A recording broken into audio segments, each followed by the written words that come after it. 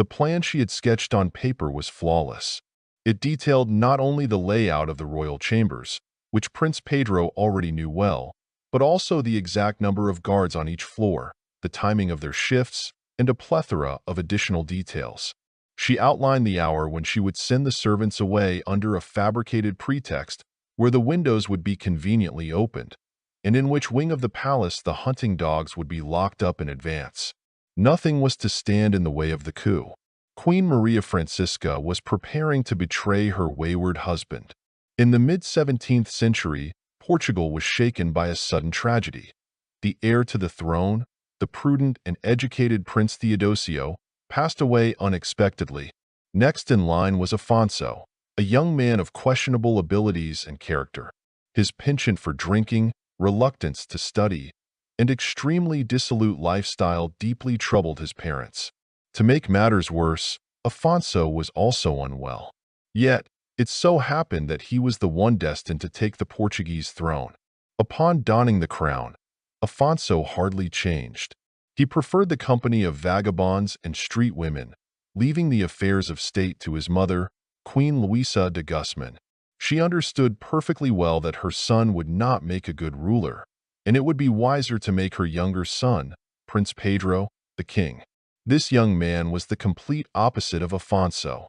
Thoughtful, calm, intellectually curious, and incredibly handsome. However, the attempt to overthrow King Afonso was unsuccessful. The regent retreated to a monastery, the furious king appointed his favorite to key government positions, and Prince Pedro was forced to leave Portugal for a time. The king's favorite, Count Castelmellar, understood that his own well-being depended on Afonso. Therefore, he had to ensure that the king lived a long and happy life.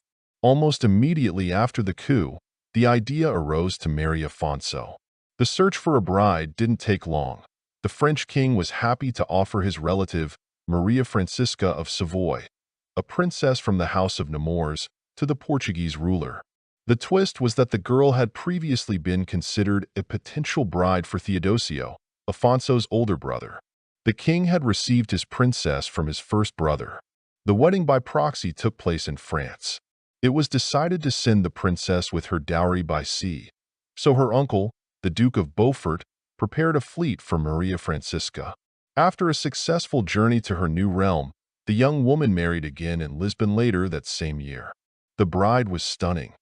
Light chestnut hair, large dark eyes that sparkled like stars, porcelain skin, and a remarkable, graceful figure. In her golden silk gown adorned with the finest Valenciennes lace, Maria Francisca of Nemours could have captivated even the Pope. She was well aware of her allure. However, her husband behaved oddly. Throughout the wedding feast, he never once spoke to her, instead engaging in lively conversation with Count Castelmellar. The strangest part was how King Afonso would suddenly burst into uncontrollable laughter for no apparent reason, only to then sharply scold a servant he deemed too slow in pouring the wine. The young Portuguese queen was baffled. She had been told that her husband was not entirely mentally stable, but she hadn't anticipated anything like this. After their first wedding night, the king lost interest in his bride. It seemed that his mental affliction was worsening. The favorite did everything he could to hide this, while the queen desperately craved affection. Young and beautiful, Maria Francisca found herself openly bored in Lisbon. So, the return of Prince Pedro to the court was perfectly timed. For reasons known only to him, King Afonso decided to forgive his brother for his betrayal and allowed him to live in the capital. When they met, the beautiful Queen Maria Francisca and Prince Pedro, one glance was enough to reveal that they were madly in love with each other. A passionate romance began, carefully shielded from prying eyes. The risk was immense, but they found ways to meet right in the royal palace. Before long, they came to a bold conclusion.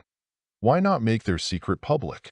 All it would take was to remove the annoying obstacle, the unpopular and unstable king. The plan had finally come to fruition. Prince Pedro had secured the support of the nobility and laid the groundwork for change. Now, all that was needed was the right moment, and it had arrived. The day before, King Afonso had experienced a fit of uncontrollable laughter, rolling on the floor of his chambers and laughing incessantly. His madness was escalating. Something had to be done urgently. On the night of the 2nd of October, Pedro and his supporters seized the palace. Queen Maria Francisca, clad only in a lace nightgown, stepped out to greet her prince before everyone. The crowd erupted in joyful cheers at the sight of her. She was simply stunning. In November of that same year, Afonso abdicated the throne and handed over the reins of power to his brother. Although Pedro was officially titled regent rather than king, he effectively concentrated all power in his hands. By the following spring, Maria Francisca's marriage to the Mad King was annulled, allowing Prince Pedro to marry his beloved Princess of Nemours. She had come to him as well, from his brother. Pedro and Maria Francisca welcomed a single daughter, Princess Isabella Louise. Their union was a happy one. It also proved beneficial for all of Portugal. The new ruler ended a long war with Spain and secured recognition of colonial conquests in Brazil, leading to an influx of gold into the country. However, Pedro only officially became king after his brother passed away from a brain hemorrhage. Princess Maria Francisca donned the Portuguese crown once again, but only for a short time. She died later that same year. Pedro mourned this loss deeply and did not remarry until 4 years later. He would go down in Portuguese history as the peaceful king.